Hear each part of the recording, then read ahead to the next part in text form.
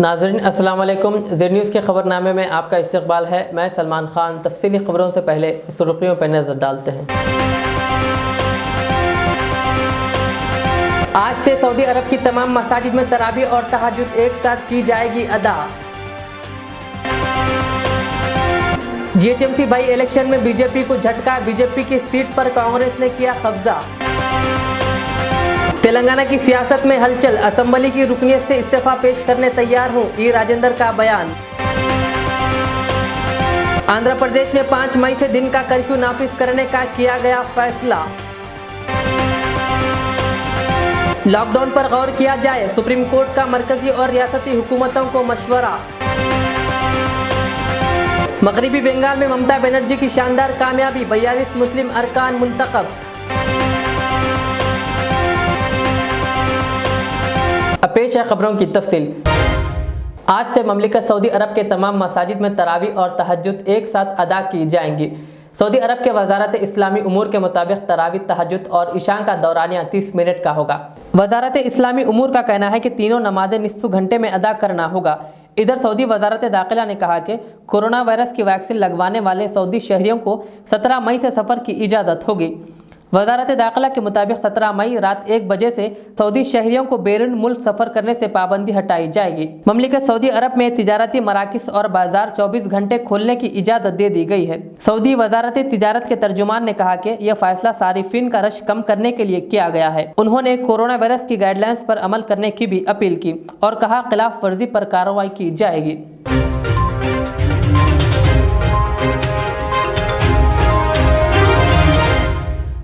Oman में corona पर काबू पाने के लिए 8 मई तक 15 मई तक शाम 7 बजे से सुबह 4 बजे तक आमद और रफ्त पर पाबंदी आयद कर दी गई है। 8 मई से 15 मई तक दिन के औकात में तिजारती सरगर्मियों पर भी पाबंदी आयद कर दी गई है। दूसरी जानिब आज सऊदी अरब के तमाम मसाजिद में तरावी और तहज्जुद साथ अदा की जाएंगी। सऊदी वजारत इस्लामी उमूर के मुताबिक तरावी, तहज्जुद और इशाया का दौरान 30 मिनट का होगा।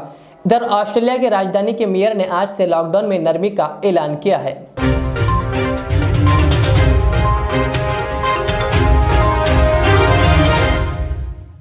मगरिबी बंगाल असेंबली में इस मरतबा मुस्लिम नुमाइंदगी गुज़िश्ता के मुकाबले में कम हो गई। इतवार के रोज़ वोटों की गिनती के बाद इलेक्शन कमीशन की जानिब से जारी करदा आदत व शुमार के मुताबिक 9 मुंतखब 292 असेंबली हलकों में कुल 42 मुस्लिम अरकान असेंबली मुंतखब हुए। साल 2016 के इंतखाबात में 56 मुस्लिम अरकान असेंबली मुंतखब हुए थे। इससे पहले के इंतखाबात में यानी 2011 में 59 मुस्लिम अरकान असेंबली मुंतखब हुए थे। हर इंतखाबात में मुस्लिम नुमाइंदगी कम होती जा रही है। 5 साल के अंदर मगरिबी बंगाल असेंबली में 14 मुस्लिम अरकान की नुमाइंदगी कम हो गई। इस मरतबा मगरिबी बंगाल असेंबली में मुंतखब होने वाले 42 मुस्लिम अरकान में 41 अरकान असेंबली का ताल्लुक ममता बनर्जी तृणमूल कांग्रेस पार्टी से है। इस मरतबा नौशाद सिद्दीक को कामयाबी हासिल हुई, जिन्होंने राष्ट्रीय सेकुलर मजलिस पार्टी के टिकट पर मुकाबला किया था।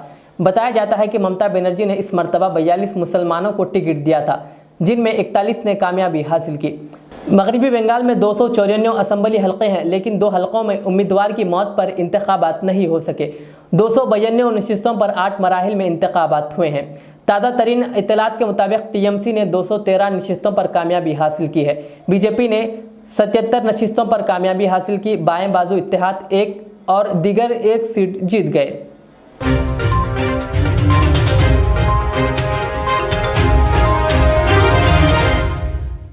आंध्र प्रदेश हुकूमत ने कोरोना वायरस के फैलाव को देखते हुए वाईएस जगन मोहन रेड्डी हुकूमत ने एक अहम फैसला लिया है, जिसके तहत आइंदा 2 हफ्तों तक दिन का कर्फ्यू नाफिज करने का ऐलान किया गया है।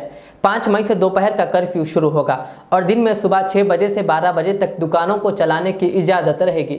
इसके बाद कर्फ्यू नाफिज होगा। कर्फ्यू 2 हफ्तों तक नाफिज रहेगा। हुकूमत ने इंतबा दिया कि कर्फ्यू के खिलाफ वर्जी करने वालों के खिलाफ सख्त कार्रवाई की जाएगी। आंध्र प्रदेश में इस वक्त नाइट कर्फ्यू नाफिज है। रात का कर्फ्यू 10 बजे से सुबह 5 बजे तक नाफिजुल अमल है।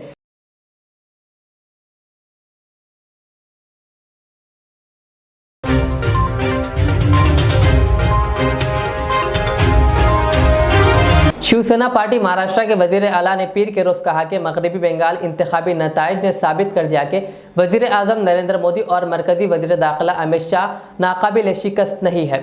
शिवसेना के अखबार में शाये होने वाली खबर में कहा गया है कि हाल ही में रियासतों मगरबी बंगाल, आसाम, तमिलनाडु, केरला और मरकजी रियासत पुडुचेरी के इंतखाबात हुए। इनमें सबकी निगाह मगरबी बंगाल पर थी। शिवसेना पार्टी ने कहा कि कोविड-19 के आलमी वबा से निपटने के बजाय पीएम मोदी समेत पूरी मरकजी हुकूमत वजीर आला ममता बनर्जी को शिकस्त देने के लिए मगरबी बंगाल में मुहिम चला रही थी। ममता बनर्जी ने इतवार के रोज मुसलसिल तीसरी बार मगरबी बंगाल में तृणमूल कांग्रेस को जीत दिलाई। शिवसेना ने मगरबी बंगाल के इंतखाबात नहीं लड़े, लेकिन बनर्जी की हिमायत की थी। उन्होंने इल्जाम लगाया कि बीजेपी ने ममता बनर्जी को शिकस्त देने के लिए रकम, ताकत और सरकारी मशीनरी का इस्तेमाल किया। उन्होंने कहा कि मगरबी बंगाल इंतखाबी नताइज का एक लाइन में खुलासा यह है कि बीजेपी हार गई और कोरोना वायरस जीत गया।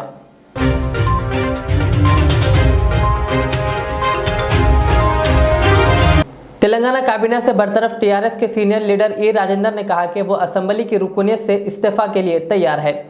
उन्होंने आज मीडिया से बात करते हुए कहा कि टीआरएस के नाम पर इंतखाबात में कामयाबी की बात की जाती है तो वो इस रुकनीत से मुस्तफ़ी हो जाएंगे। उन्होंने ऐलान किया कि वो हुजूराबाद के अवाम के साथ तबादिल ख्याल के बाद ही अपने मुस्तकबिल के लाहे अमल का ऐलान करेंगे, जिन्होंने इनकी तकरीबन 19 बरस हिमायत की थी। उन्होंने कहा कि वज़ीर आला के चंद्रशेखर राव को ये समझना चाहिए कि इंसानी इक़दार अहम है। उन्होंने मज़ीद कहा कि वो इनके खिलाफ आयद करदा फर्जी मामलात पर गिरफ्तारी से भी खौफजदा नहीं है। ई राजेंद्र ने कहा कि जब गैंगस्टर नईम ने इनको धमकाया था तब भी वो उस वक्त खौफजदा नहीं हुए। नईम ने इनको जान से मारने की धमकी दी थी। మచ్చ తెచ్చే ప్రయత్నం చేయలేదు। ఆనాడు కేసీఆర్ గారు కొన్ని వందల మీటింగ్లలో ఉపన్యాసాలు, కొన్ని వేలాది గంటల పాటు వారితో ఇంటరాక్ట్ అవుతున్న సందర్భంలో వారు రెండు మాటలు చెప్పేది. ఒకటి, ఎప్పుడు కూడా తెలంగాణ ప్రజల ఆత్మగౌరవ బావుట ఎగిరేది ఖాయం, రాష్ట్రం వచ్చేది ఖాయం, ఈ అణిచివేతలు, ఈ రిప్రెషన్లు ఎప్పుడు పనికిరావు తమ్మని చెప్పేది. రెండో మాట చెప్పేది, ఎప్పుడు నేను బయలుదేరిన నాడు ఒక్కనే ఉన్నా, ఇవాళ విశాలమైంది తెలంగాణ, అశేష ప్రజానీకంలో పాకిందని కూడా చెప్పేది. అంటే అర్థం ఏంటంటే ఆనాడు కేసీఆర్ గారు తెలంగాణ ప్రజల్ని నమ్ముకున్నాడు, కేసీఆర్ గారు ధర్మాన్ని నమ్ముకున్నాడు, కేసీఆర్ గారు ఎప్పుడు కూడా డబ్బును నమ్ముకోలే, ఎప్పుడు కూడా అధర్మం వైపు పోలే, ఎప్పుడు కూడా అణచివేతకు భయపడలే. మరి అలాంటి ఉద్యమ నాయకుడు, ఆ బ్యాక్గ్రౌండ్తో వచ్చే నాయకుడు వాళ్ళ ఈటల రాజేంద్ర అనేటువంటి ఒక మామూలు మనిషి మీద తన శక్తి ఎంత ఉందో, ఒకవైపు ల్యాండ్ రెవెన్యూ డిపార్ట్మెంట్, ఒకవైపు ఏసీబీ, ఒకవైపు ఫారెస్ట్ డిపార్ట్మెంట్, ఇంకొక వైపు ఇంకొక డిపార్ట్మెంట్, వారే స్వయంగా ఇవాళ నర్సాపూర్ నా పోల్ట్రీ ఫామ్ ఉండే ఏరియా కాబట్టి అక్కడ ఎమ్మెల్యే గారు కావచ్చు, అదే జిల్లాకు సంబంధించినటువంటి ఎమ్మెల్సీ గారు కావచ్చు, ఇతర నాయకులను పిలిపించుకొని ఈటల రాజేంద్ర గారి భూములు అసైన్ భూములట కదా, అక్రమంగా ఆక్రమించుకున్న భూములట కదా అని చెప్పి చర్చోపచర్చలు పెట్టి ఇవాళ ఇలాంటి పనికి, ఇలాంటి రాతలకు, ఇలాంటి ప్రచారాలకు ఒడిగట్టడం అనేది ఆయన గౌరవాన్ని పెంచదు, ఆయన స్థాయిని పెంచదు, తెలంగాణ ప్రజల ఉద్యోగాలని మాత్రం మెప్పించలేదు. అయినా నేను ఒక మాట అడుగుతున్నా, నీళ్ళు తాగుతా కూడా నీళ్ళు తాగుతా ఉంటాడు ఎండాకాలం పూట. ఎండాకాలంలో నీళ్ళు తాగుతా కూడా నీళ్ళు తాగుతున్నాడు, నీళ్ళు నమ్ముతున్నాడు మాట్లాడుతున్నాడు, గట్ల రాసిన పత్రికలు. నేను ఒకటే వారిని అడుగుతా ఉన్నా, నీతో ఒకసారి అడుగులో అడుగు వేసిన తర్వాత ఏనాడు కూడా 24/7 అయితే పల్లెల్లో ఉన్నాం, లేకపోతే ఉద్యమ పిలుపులో రోడ్ల మీద ఉన్నాం, లేకపోతే మీ దగ్గరనే ఉన్నాం. మేము మాకు వ్యాపారం చేసుకునేటువంటి వెసులుబాటు లేదు. మా ఇళ్ళల్లో మా భార్యలు ఎప్పుడు అనేవాళ్ళు, మీ కుటుంబాలు ఎట్లా నడుస్తాయి, భార్యలు కూడా ఉన్నారని గుర్తించాలి కదా అని చెప్పి మమ్మల్ని అడుగుతుంది. అట్లా ఉద్యమంలో పనిచేసిన తప్ప మళ్ళీ వ్యాపారంలోకి పోలే. ఏంటంటే నీతో అడుగులో అడుగు వేసిన తర్వాత ఇప్పటి వరకు ఒక సింగిల్ పైసా వ్యాపారం ఈటల రాజేంద్రని చేయలేదు. మీరు గమనించమని కోరుతున్నా. పోల్ట్రీ ఫార్మ్స్ మొన్ననే చెప్పిన ఒక 6-6.5 లక్షలు లేయర్స్ ఉన్నాయని, ఒక 4-4 లక్షల బ్రాయిలర్స్ ఉన్నాయని మొన్ననే చెప్పిన.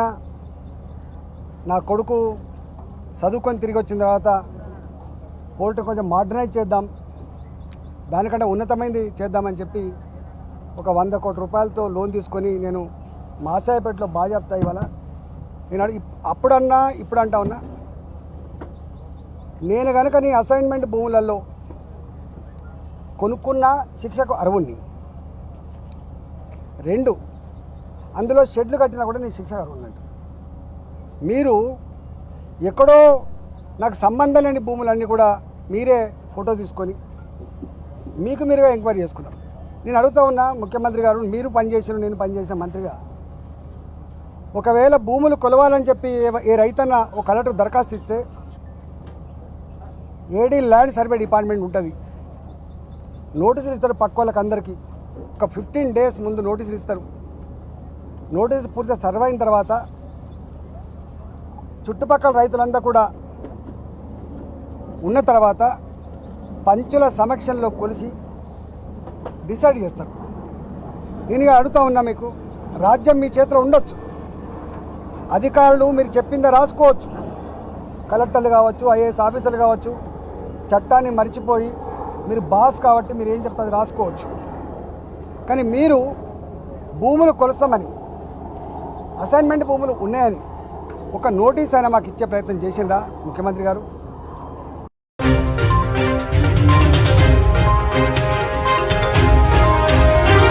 ग्रेटर हैदराबाद म्यूनिसिपल कॉरपोरेशन के ज़मनी इंतखाब में बीजेपी को झटका।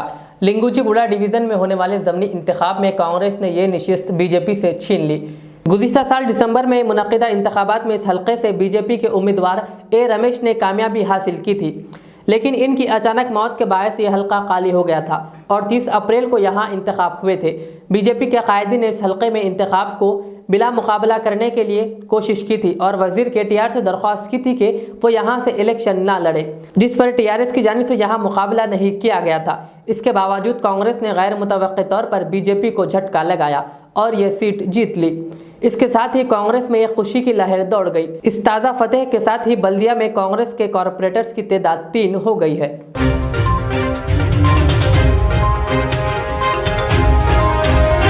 मुल्क के नायब सदर एम वेंकैया नायडू ने मीडिया बरादरी को आलमी यौम आज़ादी सहाफ़त के मौके पर मुबारकबाद देते हुए कहा कि इन्हें सहाफ़त की बुनियादों के उसूलों के तय पाबंद रहना चाहिए। उन्होंने पीर को यहाँ जारी एक पैगाम में कहा कि इत्तलाती इनकलाब के दौर में सहाफ़ी अहम किरदार अदा करते हैं और काबिल एतमाद और तस्दीक शुदा हक़ाइक़ सामने लाते हैं। उन्होंने कहा कि वो पूरे माशरे को गलत मालूमात से भी बचाते हैं। उन्होंने कहा कि वबा के इस दौर में सहाफ़ी भी हिस्सा अव्वल के वॉरियर रहे हैं। उन्होंने कहा कि मुल्क के सहाफ़ियों ने अपनी जान को ख़तरे में डालकर लोगों तक मुसलसिल सही और मुस्तनद मालूमात पहुँचाई है और लोगों को कोविड से बचाव के लिए बेदार किया।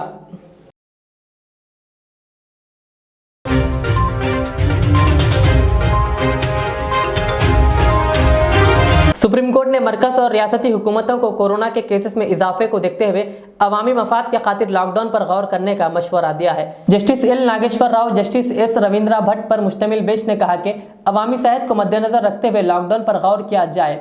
अदालत ने कहा कि लेकिन इससे कबल पसमानदा तबकात की ज़रूरियात को पूरा करने के लिए इक़दाम किए जाएँ। अदालत ने कहा कि इन्हें लॉकडाउन के दौरान गरीब अफराद के होने वाले परेशानियों का बखूबी इल्म है।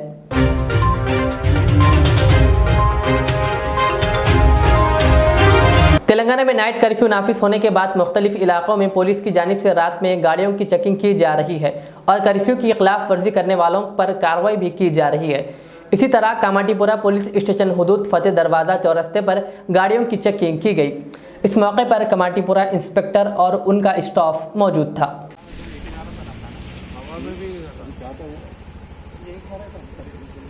कहीं भी रह दो मुंबई में रह दो या हैदराबाद में रह दो, आप ये कौन सा टाइम है 8-9 बजे के बाद? घर में ही रह रहा था। वो भी आप अकेले नहीं, बच्चों को लेके रुको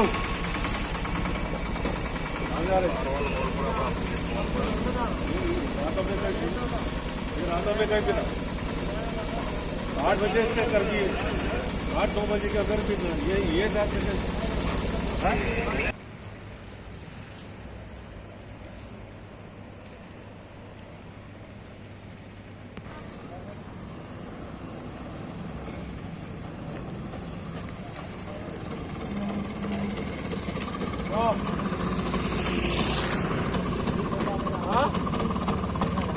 गोली लेके आ रहे हैं तो लेके आ रहे हैं सर, लेके आ रहे सर।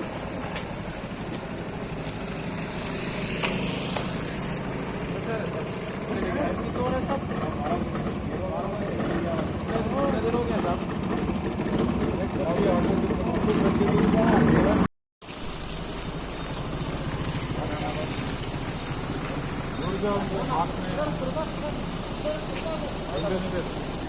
आपने और स्पीड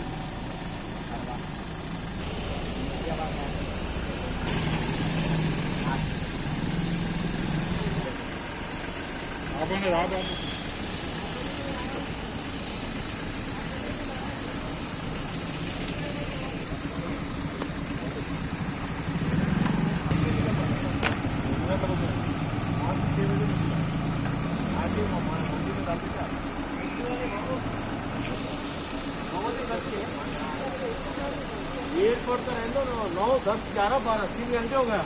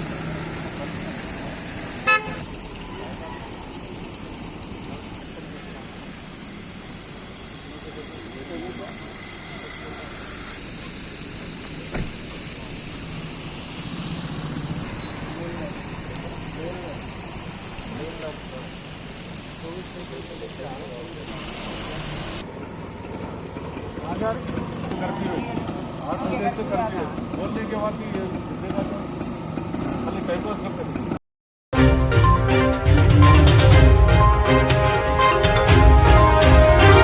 तेलंगाना में मास्क न लगाने वालों पर चालान करने का सिलसिला जारी है। इसी तरह कल मइलार्दोपल्ली पुलिस स्टेशन हुदूद वरमगड्डा रेलवे गेट के पास पुलिस ने सिविल ड्रेस पर मास्क न लगाकर गाड़ी चलाने वालों पर चालान आयद किए।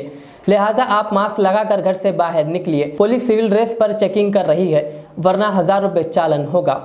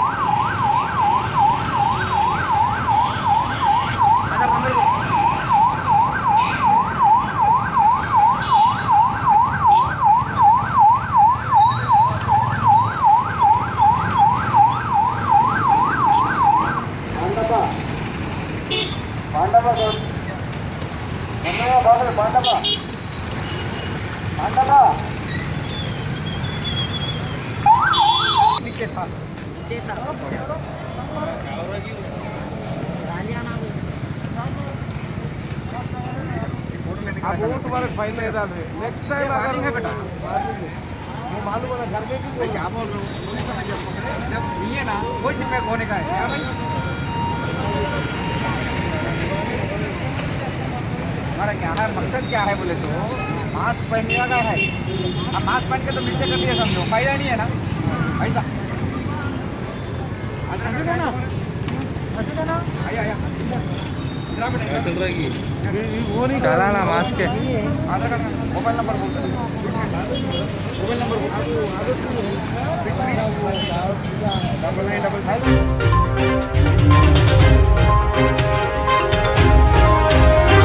जलपल्ली म्यूनसिपल कमिश्नर दफ्तर में चंद दिन कबल एक इजलास मुनक्किद किया गया था जिसमें कोविड के फैलाव को रोकने के इकदाम पर गौर किया गया था। बाज़ मजलिस की जानिब से नुमाइंदगी करने पर सविता इंदिरा रेड्डी वज़ीर तालीम व रुकन असम्बली हल्का महेश्वरम ने मीडिया से बात करते हुए कहा था कि वो अपने हल्के के लोगों के लिए तिब्बी सहूलतें फराहम करने की गर्ज से एक कोविड केयर सेंटर कायम करेंगी। इस ज़िमन में जलपल्ली म्यूनसिपल के प्राइम फंक्शन हॉल में इसका क़याम अमल में लाया गया। तकरीबन इसकी तैयारियां मुकम्मल की जा चुकी है और बहुत जल्द इसका इफ्तिताह भी अमल में लाया जाएगा। कोविड मुस्बित पाए जाने वाले अफराद को सहूलत फराहम करने की गर्ज से ये सेंटर का क़याम अमल में लाया गया, जिसमें तकरीबन 50 मरीज़ों के लिए क़याम की सहूलत फराहम है। जलपल्ली म्यूनसिपल कमिश्नर जी प्रवीण ने इस सिलसिले में मज़ीद तफसील बताई। इस मौके पर जलपल्ली बल्दी चेयरमैन अब्दुल्ला बिन अहमद सादी और टीआरए सदर इकबाल बिन खलीफा भी मौजूद थे। आदाब, जलपल्ली म्यूनसिपालिटी की तरफ से इधर एक फ्री कोविड सेंटर बनाने का आइडिया मैडम का आया। ये तकरीबन पेशेंट्स को बेड्स नहीं मिल रहे बोल के तकलीफ़ हो रहा, वो तकलीफ़ हटाने के लिए मैडम सविता इंदिरा रेड्डी मैडम और कलेक्टर साहब ने आर्डर दिया हुआ है जलपल्ली म्यूनसिपालिटी को एक जल्द से जल्द 24 आवर्स में एक टेम्पररी कोविड सेंटर बनाना है ट्रीटमेंट देने के लिए पब्लिक को। इसमें पहले 30 बेडों का ले लो बोल के आर्डर दिया कलेक्टर साहब ने, फिर भी हम और कोशिश करके 50 तक रेडी करें। अगर फ्यूचर में अगर अपन को ज़रूरत पड़े तो और 50-100 तक एक्शन करने का वो आइडिया से भी बनाए गए हैं हॉस्पिटल। इधर पूरा पुलिस का हेल्पलाइन रहता, मेडिकल स्टाफ का हेल्पलाइन रहता, medical and health department staff का मौजूद रहता है इधर, डॉक्टर्स, नर्सिंग और थोड़ा बहुत NGOs भी सपोर्ट कर रहे हैं ये प्रोजेक्ट की। फूड अरेंजमेंट्स में और एक NGO सामने आ गए, वो लोग बेयर करेंगे बोल के। मेडिसिन तो गवर्नमेंट की तरफ से आता, वो भी फ्री में दिया जाएगा पेशेंट्स को। और थोड़ा बहुत अरेंजमेंट्स को भी थोड़ा पब्लिक से भी डोनेशन आ रहा है, या इसके अलावा गवर्नमेंट भी सपोर्ट कर रहे हैं। वो पूरा मिला के इधर कॉर्पोरेट हॉस्पिटल जैसा जलपल्ली और बालापुर आवाम को लिए बनाया हुआ है। इधर पुअर पीपल को हाई क्लास ट्रीटमेंट देना बोल के मैडम सविता रेड्डी मैडम ने इंस्ट्रक्शन दिया जलपल्ली म्यूनसिपालिटी को। और चेयरमैन, कमिश्नर, हर काउंसलर सब ऑल पार्टीज काउंसलर मिल के दिन भर अपन कोशिश करके 36 आवर्स में बनाया गया। पूरा 28 वार्ड काउंसलर भी इधर मौजूद है, रात में भी दिन में भी काम कर रहे हैं पूरा मिल के। और चेयरमैन भी सुबह शाम में आज के चेक करके चले जा रहा हूँ ना। TRS की तरफ से पार्टी प्रेसिडेंट भी आ रहा, तो पार्टी की तरफ से कुछ भी नहीं, पब्लिक के ये तकलीफ से हटाने के लिए 28 वार्ड काउंसलर, चेयरमैन सब मिलके यहाँ काम कर रहे हैं। मैडम भी बहुत स्ट्रिक्ट है ये इशू में, ज़्यादा टाइम नहीं लेना बोल के आर्डर दिया, इसी वजह से हम पूरा बना के रेडी कर दिए। मेरी आइडिया से सुबह कल 10 या 11 बजे को ओपन करेंगे। ये जलपल्ली और बालापुर मंडल का पेशेंट्स भी इधर एडमिट करते, जो भी है तकलीफ में वाला को इधर फ़ौरन एडमिट करके free treatment, free food, everything हम प्रोवाइड करते। कितने डॉक्टर्स हैं इधर? कम से कम इधर 10 से 15 तक टीम रहता, according to the patients availability of beds with emergency treatment also या दे सकते। अभी जो पेशेंट है तो 2 एम्बुलेंस हम अरेंज कर रहे हैं, म्यूनसिपालिटी की तरफ से 2 एम्बुलेंस रहता है इधर। अगर ज़रूरत पड़े तो बाहर से भी हम मंगा लेते हैं एम्बुलेंस। फंक्शन हॉल पहाड़ी शरीफ जलपल्ली म्यूनसिपल लिमिट्स में ये बनाए हुए हैं। अस्सलाम वालेकुम रहमतुल्लाहि व बरकातुहू। ये कोविड का जो है ना, जो जितना वायरस जो कोविड का जो बढ़ रहा है यहाँ पर अपने तेलंगाना में, उसको वो जो मद्देनज़र देखते हुए जो है ना यहाँ पर मैसरम कॉन्स्टिट्यूंसी जलपल्ली म्यूनसिपालिटी अपने बालापुर मंडल के उसमें जो है ना यहाँ पर प्रीमियर फंक्शन हॉल पहाड़ी शरीफ में जो है ना हमारे सविता इंदिरा रेड्डी मैडम साहिबा फर्स्ट जो है ना उन्होंने हमारे कलेक्टर साहब उन्होंने कलेक्टर और मैडम दोनों मिलके हमारे म्यूनसिपल कमिश्नर चेयरमैन और हमारे पूरे जो है ना जलपल्ली म्यूनसिपल के काउंसलर पूरे मिलके जो है ना यहाँ पर ये प्रीमियर फंक्शन हॉल के वास्ते बोले ये यहाँ पर कोविड के जो है ना पेशेंट और अपने जलपल्ली म्यूनसिपलिटी से जो गांधी को या उस्मानिया को या कोरंटी को कहीं भी दूसरे हॉस्पिटलों को जा रहे हैं तो वहाँ बेडा नहीं है बोल के बोल रहे हैं। तो इसलिए बोल के जो है ना यहाँ पर हमारे कमिश्नर साहब चेयरमैन पूरे काउंसलर और हमारे सबिता इंदर रेड्डी मैडम साहिबा का जो है ना बहुत बहुत शुक्रिया और हमारे कलेक्टर साहब का भी बहुत बहुत शुक्रिया जो हमारे जो है ना यहाँ पर जलपल्ली म्यूनसिपल में जो है ना म्यूनसिपाल्टी में जो यहाँ पर कोविड का सेंटर डाले हैं बहुत जो है ना यहाँ पर जितने भी कोविड के जो पेशेंट है इंशाल्लाह ताला जो है ना उन लोगों को यहाँ से सही फ्री ट्रीटमेंट मिलेगा और उन लोगों को जो ना खाने के वास्ते भी जो है ना उन लोगों को इधर पूरा फ्री रहेगा पूरा और मेडिसिन भी पूरा फ्री रहेंगी। और हमारे यहाँ पर पुलिस डिपार्टमेंट का हमारे जलपल्ली म्यूनसिपल का डिपार्टमेंट का और मेडिकल का ये पूरों का जो है ना बहुत बहुत शुक्रिया। पूरे मिल के मेहनत कर रहे हैं, रात दिन मेहनत कर रहे हैं और हमारे जलपल्ली म्यूनसिपल कमिश्नर साहब भी जो है ना बहुत मेहनत कर रहे हैं यहाँ पर, हमारे चेयरमैन भी पूरे काउंसलर भी अल्हम्दुलिल्लाह जो है ना इससे लोग जो है ना फ़ायदा उठेंगे, इससे इंशाल्लाह ताला जो है ना यहाँ से अच्छे होके जाएंगे इंशाल्लाह ताला। अस्सलाम वालेकुम।